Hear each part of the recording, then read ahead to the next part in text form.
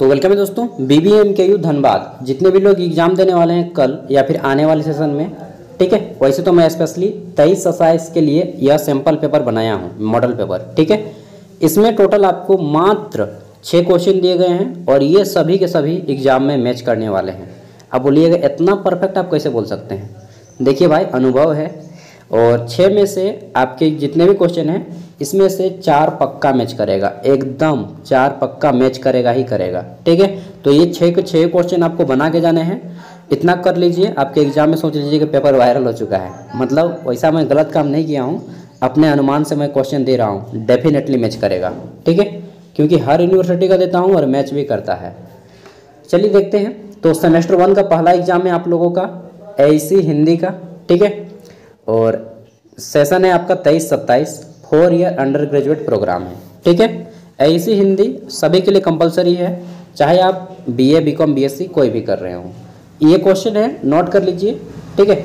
आपका क्वेश्चन केवल और केवल हिंदी में आएगा। शुरू में मैं हिंदी इंग्लिश दोनों में किया, लेकिन फिर सोचा अरे यार ये तो हिंदी है, तो ये पेपर केवल और केवल हिंदी में ही आएगा, ठीक है। Only one language.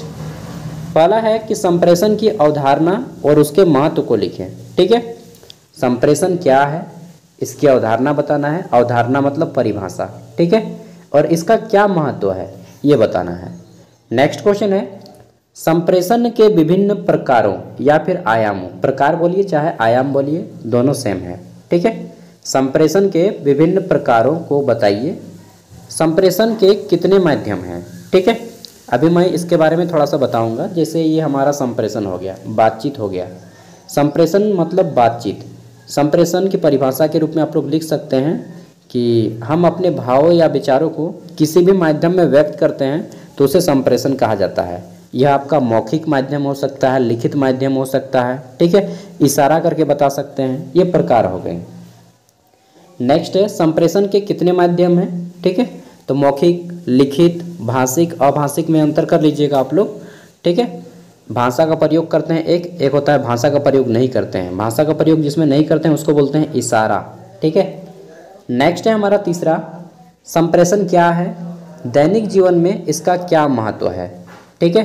भाषिक तथा अभाषिक संप्रेषण में अंतर स्पष्ट करें, ठीक है। जब आपको अंतर पूछा जाए तो आप लोग इस तरह से बना दीजिएगा बॉक्स, एक तरफ भाषिक लिखिएगा, एक तरफ अभाषिक, ठीक है।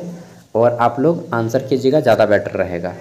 और कुछ चीज़ें बता देता हूं, जैसे कि एग्जाम देने से पहले अभी बता दूंगा।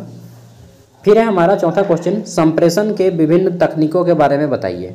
संप्रेषण में हम लोग किन किन तकनीकों का प्रयोग करते हैं? तो इंटरनेट का आजकल प्रयोग करते हैं, अखबार का करते हैं, ठीक है। बहुत सारे तकनीक हैं। TV हो गया हमारा, ये भी एक कम्युनिकेशन संचार का तकनीक है। और भी बहुत सारी चीज़ें हैं, डिजिटल मीडिया, प्रिंट मीडिया, ठीक है। अब देखिए, नेक्स्ट है आपका खंड ख, जिसमें आपके हिंदी व्याकरण से क्वेश्चन आएंगे। हिंदी व्याकरण से 2 क्वेश्चन तो पक्का है। पहला है समास की परिभाषा दें तथा इसके विभिन्न प्रकारों को लिखें, ठीक है। इसको अच्छे से पढ़ लेना है, इम्पोर्टेंट है। और दूसरा, पल्लवन तथा संक्षेपण, पल्लवन तथा संक्षेपण का अर्थ स्पष्ट करें और इनमें अंतर बताइए। देखिए, पल्लवन का मतलब क्या होता है और संक्षेपण का मतलब क्या होता है, पहले ये जानिए। पल्लवन, देखिए दोस्तों, हम लोग मान लीजिए मैं 50 शब्द में महात्मा गांधी के बारे में लिख दिया। अब बोलूँगा इसको 500 शब्दों में लिख के दिखाइए। मैं आपको 50 शब्दों में दिया हूँ, अब क्या बोल रहा हूँ कि 500 शब्दों में इसे कीजिए। तो छोटा से बड़ा कर रहे हैं, तो यही हो गया पल्लवन, ठीक है। छोटे शब्दों को लेकर के हमको बड़ा शब्द जब करना होता है तो उसको पल्लवन कहा जाता है, ठीक है। संक्षेपण क्या है? संक्षेपण इसका जस्ट उल्टा है।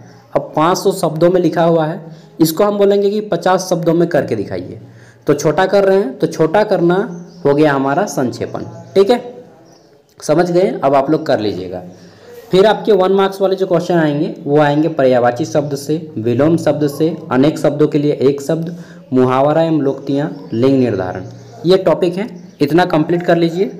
इस सब पढ़िए या ना पढ़िए, ठीक है। ये आपका, ये पढ़े या ना पढ़ें ये मायने नहीं रखता है, लेकिन जितने आपके मैं सब्जेक्टिव क्वेश्चन दे रहा हूँ ये 6 पढ़ के ही जाना है। एकदम दोस्तों इम्पोर्टेंट है, पढ़ के जाइए। आज अभी आपके पास जितना टाइम है, जब वीडियो देख रहे हैं, अपने दोस्तों तक भी शेयर कर दीजिएगा। PDF मैं वीडियो को डिस्क्रिप्शन में दे रहा हूँ, फ्री में पढ़ लीजिए यार, डाउनलोड कर लीजिए और पढ़िए। घर में गूगल से आंसर निकाल लीजिए। अगर बुक से नहीं मिलता है तो, गेस्ट पेपर से नहीं मिलता है तो गूगल से आंसर निकालिए और पढ़ के जाइए, डेफिनेटली आपका एग्ज़ाम बेस्ट जाएगा। बाकी मेरी ओर से ऑल द बेस्ट है आप सभी को, ठीक है। और मैं एक नंबर दे रहा हूँ, इस नंबर को नोट कर लीजिएगा, 89 86 60 75 41, ठीक है। ये नंबर नोट कर लीजिए, आप लोग नोट कर लीजिए, ये काम आएगा। देखिए जब आपका एग्ज़ाम हो जाए तो प्लीज़ अपना क्वेश्चन पेपर इस नंबर पे सेंड कर दीजिएगा, ताकि आपके बाद जितने भी एग्ज़ाम का कैंडिडेट का एग्ज़ाम है उन सभी की हेल्प हो जाएगी, ठीक है दोस्तों। तो देखिए हम लोग साथ नहीं बढ़ेंगे ना तो हमारा झारखंड ऐसे भी पीछे है और भी पीछे चला जाएगा, ठीक है।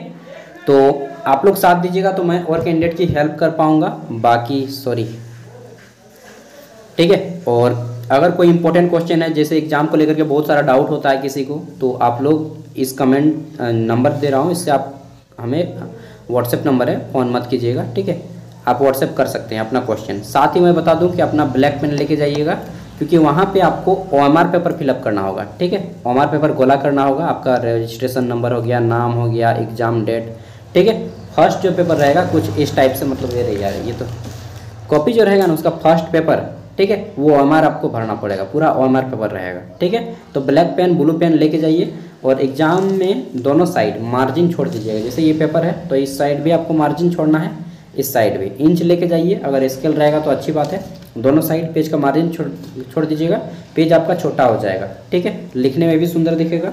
इतना ही काम कीजिए, बाकी मेरी ओर से ऑल द बेस्ट है। बस क्वेश्चन पेपर सेंड कीजिएगा, मैं यही आपसे रिक्वेस्ट करता हूँ, ठीक है। ये रहा मेरा नंबर, फिर से नोट कर लीजिएगा।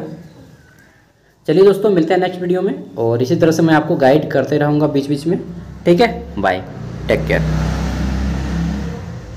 और एक चीज़, आपको क्वेश्चन आए या ना आए, क्वेश्चन का आंसर आपको मालूम हो या ना हो, आंसर करना है हर हाल में, छोड़ना नहीं है, ठीक है। पैसा खर्चा हुआ है इतना यार, माँ बाप का, चाहे आपका ही जिसका भी, लेकिन पैसा खर्चा हुआ है, क्वेश्चन मत छोड़ना।